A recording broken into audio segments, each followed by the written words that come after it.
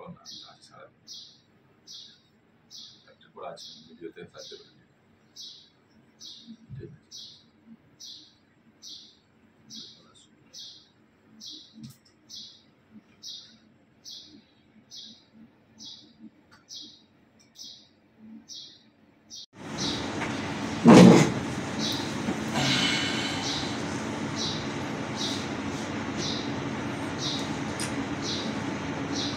ওর সাথে বিখ্যাত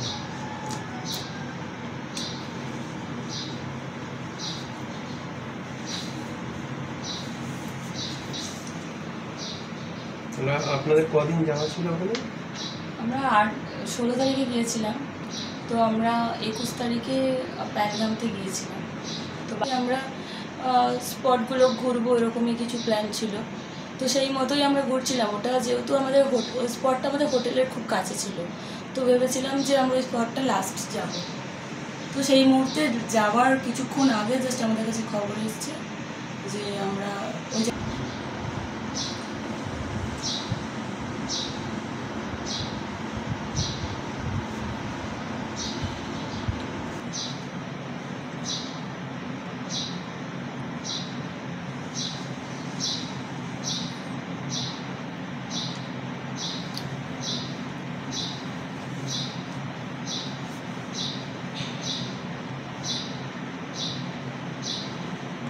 পহেলগাঁওতে তো পৌঁছে গিয়েছিলেন ঘটনার দিন, তারপরে যেটা যা শুনলেন কি মানসিক অবস্থা কি হয়েছিল এবং ঘটনাটা কি ঘটেছিল?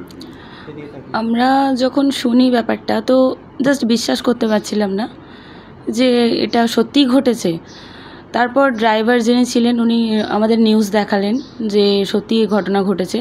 তো তারপর তো আমরা কিছুক্ষণের মধ্যে মানে আমরা ভাবছি যে আমরা সত্যিই বেঁচে ফিরতে পারবো তো এখান থেকে, মানে তখন আমরা বুঝতে পারছি না আমরা কোন দিকে গেলে আমাদের প্রাণটা বাঁচবে। ছোট বাচ্চা ছিল আমাদের সঙ্গে, মানে আমরা কিছু ভেবে পাচ্ছিলাম না। তারপর উনি যখন আমাদের হোটেলে নিয়ে আসলেন, তারপর আমরা তখনও লাঞ্চ করিনি, ভাবছি যে কী খাবো, চারিদিকে দোকানপাট বন্ধ, পুলিশ, হেলিকপ্টার, অ্যাম্বুলেন্স, মানে চারিদিকে যেন একটা অন্যরকম পরিস্থিতি। আমরা তার কিছুক্ষণ আগে পর্যন্ত ভাবতে পারিনি যে এই পরিস্থিতির সম্মুখীন হতে হবে আমাদের। তো সেটা আমি বলে বোঝাতে পারবো না যেটা হয়েছিল। তারপর সেখানে সারা রাত কাটানো, মানে সত্যিই একটা মনে রাখার মতো রাত, আর খুব ভয়ঙ্কর একটা রাত ছিল আমাদের কাছে। হ্যাঁ, এখনও সেই ভয় তো আছে। আর যে কাজ করেছে, যে বা যারা করেছে তারা যেন উপযুক্ত শাস্তি পায়, এটাই আমরা চাইবো। আমার নাম ঝুমকি মিদ্দে। ঝুমকি মিদ্দে।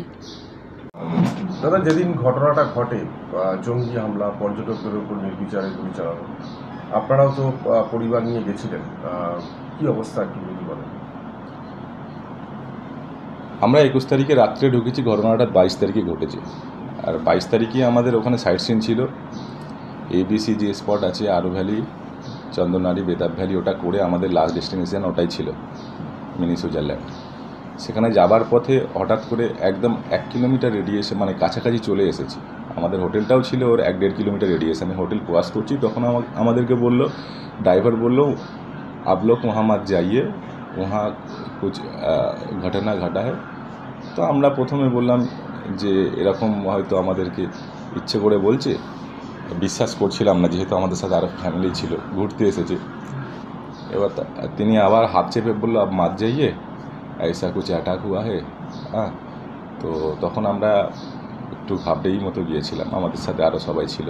প্যাসেঞ্জারদের মধ্যে ট্যুরিজমের মধ্যে হুড়োহুড়ি হচ্ছে। তারপর পাশের দোকানদারগুলো শাটার বন্ধ করে দিচ্ছে, লকডাউনের মতো পরিস্থিতি হয়ে গেছে।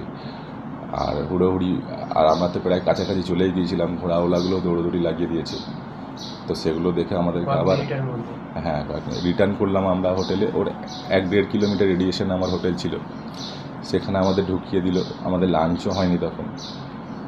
আর হোটেলওয়ালাকে বললাম, যে হোটেল মালিককে, যে আমাদের লাঞ্চ হয়নি, লাঞ্চে কিছু ব্যবস্থা করে দিন, বাচ্চা কাচ্চারা রয়েছে, সারাদিন ঘুরেছি। তো হোটেল মালিক বললো, এখন তো কিছু কেনাকাটা করা যাবে না, বাজারহাট সমস্ত কিছু বন্ধ হয়ে গেছে। তো যা ছিল ওদের কাছে তারা সেগুলোকে রান্নাবান্না করে আমাদের লাঞ্চটাও করালো। যখন শুনলেন যে জঙ্গি হামলা হয়েছে এইভাবে, তো কী অবস্থা ছিল ফ্যামিলি নিয়ে, মানসিক অবস্থাটা? দেখুন, একদম ভূমিকম্প যখন হয় সেই রিক্টার স্কেলে যদি কেউ থাকে তার কী অবস্থা হতে পারে, ঠিক সেই অবস্থা আমাদেরও হয়েছিল। আর শুধু আমাদের নয়, আরও পাশে যে সমস্ত হোটেলে টুরিস্ট ছিল প্রত্যেকের একই অবস্থা ছিল। মানে মনে হচ্ছিল কি কতক্ষণে প্রাণ হ্যাঁ, সেই সময় আমাকে আমার বিধায়কও ফোন করেছিল, হ্যাঁ। হ্যাঁ, যে খবর শুনেই আমাকে বাড়ি থেকে ফোন করেছিল। আরও আমার বিধায়কও ফোন করেছিল, ইভেন এমপিও ফোন করেছিল, কল্যাণ ব্যানার্জি, যে তুই কী কেমন অবস্থায় আছিস। আমি বললাম দাদা এই পরিস্থিতি। তখন এমপিও বললেন যে তুই তাড়াতাড়ি বেরিয়ে পড়ার ব্যবস্থা কর। আমি তার বাড়ি থেকে বাবাও ফোন করেছিল। এই সমস্ত ব্যাপারগুলো আরও আমাদেরকে মানে টেনশান মানে আপনার সেখানে। কি মনে হচ্ছিল তখন যে কীভাবে তাড়াতাড়ি যত তাড়াতাড়ি হ্যাঁ, আমরা তো চেষ্টা করছিলাম যত তাড়াতাড়ি সেখান থেকে বেরিয়ে যেতে, কারণ গাড়ি আমাদের পাওয়া যায়নি তো। জানালা খুললেই নিচে সেনা মোতায়েন রয়েছে, হেলিকপ্টার, পেট্রোলিং, এটা আমাদের একদম মানে নিজের চোখে দেখা, যেগুলো আমরা প্রতিনিয়ত খবরে শুনি। সেই জায়গাতে আমরা প্রত্যেকটা যারা ঘুরতে এসেছি আমরা সেখানে গাড়িও ফেসেছিলাম। আমরা গাড়ি পাচ্ছিলাম না। আমরা শ্রীনগর থেকে যে গাড়ি করেছিলাম সেই গাড়িওয়ালাকে ফোন করেছিলাম। সেই গাড়িওয়ালাও বলছিল যে আমাদেরকে সেখানে ঢুকতে দিচ্ছে না, আপনি ওখানে লোকাল স্ট্যান্ড থেকে একটা গাড়ি করে নিন।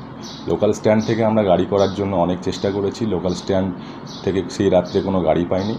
শেষ পর্যন্ত আমি ওই হোটেল মালিককে বললাম যে আপনারা তো ব্যবসা দেন তাদেরকে, আপনি একটু চেষ্টা করুন সকালবেলা যাতে স্ট্যান্ডের গাড়ি আপনি আমাদেরকে দিয়ে দেন, আমরা বেরিয়ে যেতে পারি। তিনি রাত্রে বলেছিলেন যে সকালবেলা 7টার সময় গাড়ি চলে আসবে, কিন্তু সকাল 7টায় গাড়ি আসেনি। আমি সকাল 7টায় এই যে ঘটনাটা ঘটলো এরপর আপনার কি মনে হয় যে সরকারের কড়া পদক্ষেপ নেওয়া উচিত? দেখুন, এই যে ঘটনাটা ঘটেছে এটা আমরা কড়া নিন্দা করি।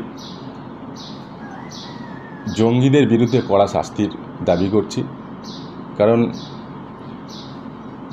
এই জিনিস আমরা ভারতবাসী হিসেবে মানতে পারছি না। টেররিস্টদের যে কোনো মূল্যে শাস্তির দাবি করছি। তাতে আমরা সমস্ত জাতি, বর্ণ, ধর্ম নির্বিশেষে এক জায়গায় দাঁড়িয়ে আমরা এখন পার্টির কথাও ভাবছি না। আমরা চাইছি যে যারা এই ঘটনা ঘটিয়েছে তাদেরকে কড়া শাস্তি দেওয়া হোক। আর একটু তো আর কিছুক্ষণ হলে তো আপনাদের উপরও বিপদ হতে পারত। সেটা দেখুন, সে এখন যাদের সঙ্গে হয়েছে তারাও তো মানুষ, তাদেরও তো পরিবার আছে। আমরা যেমন পরিবার নিয়ে আমার বাচ্চা কাচ্চা নিয়ে গেছি, তারাও তাদের বাচ্চা কাচ্চা নিয়ে গেছে। যারা এই নির্মম ঘটনা ঘটিয়েছে সত্যি বলছি তারা মানুষের পর্যায়ে পড়ে না।